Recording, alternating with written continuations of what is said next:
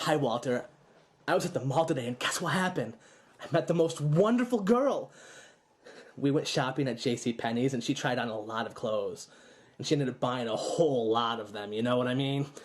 And then we decided to go and take a look at some of the jewelry at Kay Jewelers, and she picked out this most awesome necklace, the most amazing necklace I've ever seen. And I know she wanted me to buy it for her because she kept on looking at me and kept on giving me that look. You know the look. And then we got kind of tired of the mall, and I brought her back to my place. And I know she hates cameras, Walter, but I'm going to show you her anyway. You ready?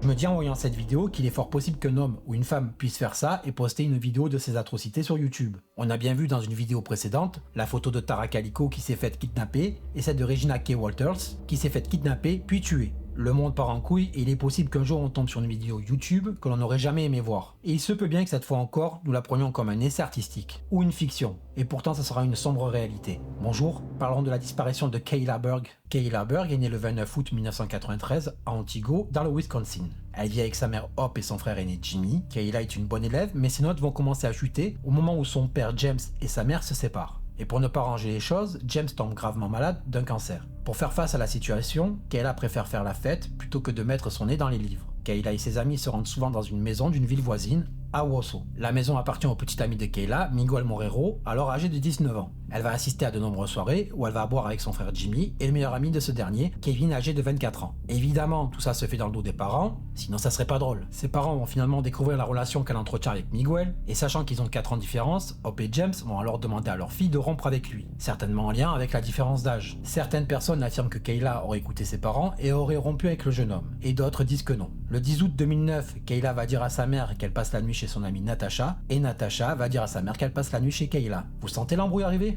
Vous l'avez dans le mille si vous pensez qu'elles sont allées chez Miguel pour faire la teuf. Le lendemain, Kayla ne rentrera pas à la maison, et il sera impossible de la joindre car la jeune fille n'a pas de cellulaire. Hope fait le tour de ses amis qui lui ont parlé de la fête chez Miguel. Juste avant que Hope signale la disparition de sa fille aux autorités, Kayla va rentrer à la maison en prétendant qu'elle a perdu la notion du temps. Vous connaissez l'histoire de la mère qui fait le serment à sa fille et l'ado qui répond que oui, blablabla, je ne recommencerai plus. On la connaît l'histoire, on l'a tous fait. Le soir même, Kayla était censée dormir chez son père et elle va partir de chez elle à 21h prétendant qu'elle va passer quelques heures avec Kevin, qui est, je vous rappelle, le meilleur ami de son frère Jimmy. Et là, le lendemain matin, James réalise que sa fille n'est pas rentrée à la maison de la nuit. Il décide alors d'appeler Kevin et il dira au père de famille que Kayla lui a demandé de la déposer chez un ami à Wausau, ce qu'il a fait aux alentours de 22h30. Pas besoin de vous faire un dessin, on sait chez qui elle est allée.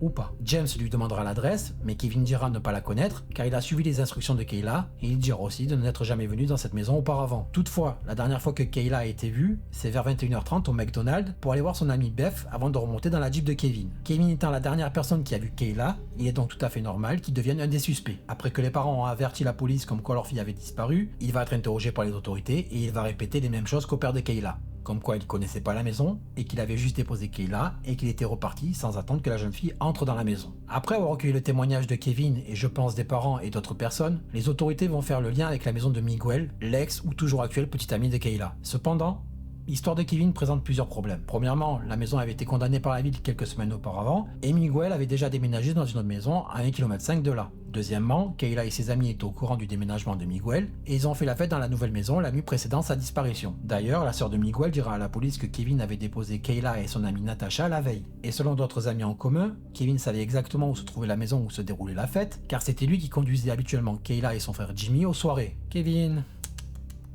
ça pue la merde là. Toutefois, la Jeep de Kevin a été fouillée et des éléments inconnus ont été envoyés pour un test ADN. Mais les résultats n'ont jamais été révélés au public. Kevin refusera d'en dire plus et demandera un avocat. Il sera tout de même accusé de mise en danger imprudente de mineur après avoir admis avoir fumé de l'herbe avec Kayla la nuit où elle a été vue pour la dernière fois. Cependant, les accusations ont été abandonnées en 2011 en raison de manque de preuves. En ce qui concerne Miguel, qui est évidemment le deuxième suspect, il dira de ne pas avoir parlé avec elle depuis la dernière fête organisée dans sa maison une semaine auparavant. Il y a eu plusieurs appels téléphoniques entre Miguel et Kayla, et ces appels vont confirmer ses propos. Cependant, Miguel avait un deuxième téléphone portable qui a été appelé par un numéro qui bornait à 65 km au nord de Wausau la nuit où Kayla a disparu. 2 appels qui sont sans réponse entre 1h du matin et 2h30 du matin. Il refusera de dire à la police de qui provenaient ces 2 appels et engagera un avocat et cessera de coopérer à l'enquête. La police a donc fouillé sa maison ainsi que son véhicule, mais ils n'ont trouvé rien d'intéressant. C'est là où la vidéo que vous avez vue en introduction rentre en jeu. En 2011, cette vidéo sera uploadée sur YouTube avec le titre Hi Walter, I got new girlfriend today. On y voit un homme qui parle face caméra de sa nouvelle petite amie à son ami Walter.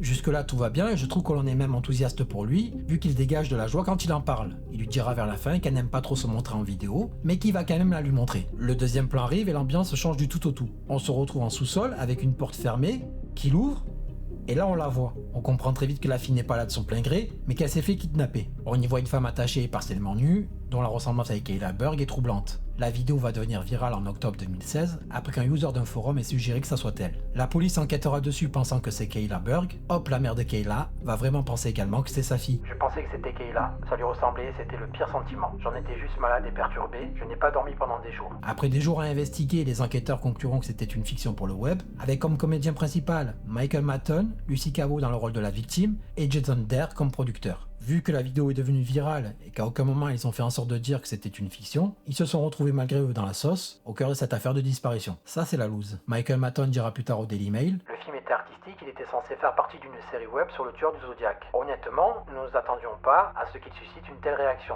Nous n'aimons pas la façon dont Internet a mal interprété le concept et la direction qu'il a prise sans faire de recherche appropriée. Hop par la suite dira: Je pense qu'il y a quelque chose qui ne va pas dans leur tête. On ne peut pas faire une vidéo comme celle-ci et penser que tout ira bien. Il y a un problème majeur dans le monde avec les personnes disparues, pas seulement les enfants, mais les personnes disparues en général. Et faire quelque chose comme ça, comme une prétendue tactique de peur, est inquiétante. Que ton esprit puisse penser de cette façon, ce n'est tout simplement pas normal. C'est malsain, c'est dérangeant, je ne comprends pas. Par la suite, les 2 comédiens et le producteur feront des excuses. Quand nous avons créé la vidéo, nous l'avons fait sans intention de nuire à qui que ce soit, ou de faire un lien avec un événement réel. Il n'y avait aucune intention de causer du tort émotionnel à qui que ce soit. Ce n'était pas un canular ou une farce qui aurait pu avoir des connotations de malveillance. C'était à l'époque quelque chose que nous considérions comme inoffensif et qui était destiné à faire partie d'une mini-série d'horreur fictive sur le web. Nous n'avons pas continué la série car elle manquait d'intérêt auprès de notre petit cercle de téléspectateurs de l'époque et elle a été oubliée. Nous nous excusons que Internet et les médias aient pris une vidéo fictive sur Internet et par le biais de fausses informations, de mauvaises recherches et de conclusions hâtives aient causé une détresse émotionnelle à quiconque. Cependant, comme je l'ai déjà dit, nous n'avions aucune intention en réalisant cette vidéo, il y a des années, de causer un préjudice émotionnel ou d'établir un lien avec un événement ou des personnages réels. C'est une œuvre de fiction. Le chef de la police d'Antigo, Eric Roller, décrira Kayla Berg comme une fille gentille. Je pense que c'est une honte que les gens qui ont fait ce film puissent penser qu'il était artistique. Cela a joué avec les émotions des gens et a provoqué beaucoup de détresse. James Berg décédera des suites de son cancer le 15 juin 2011, sans jamais savoir ce qui était arrivé à sa fille. Sur son lit de mort, il demandera à Hop de faire tout ce qui est en son pouvoir pour ramener leur petite fille à la maison. Hop, encore aujourd'hui, essaye toujours de tenir sa promesse. C'était encore un sujet lourd, car la pauvre fille est toujours peut-être captive quelque part, si elle n'est pas morte, et peut-être qu'un jour on saura la vérité. Du coup, merci beaucoup d'avoir regardé cette vidéo jusqu'au bout, en espérant qu'elle vous aura plu. Je me répète, mais vous connaissez la chanson. N'oubliez pas de commenter, de liker et de partager cette vidéo, et de vous abonner si ce n'est pas encore fait. Et nous on se dit à bientôt.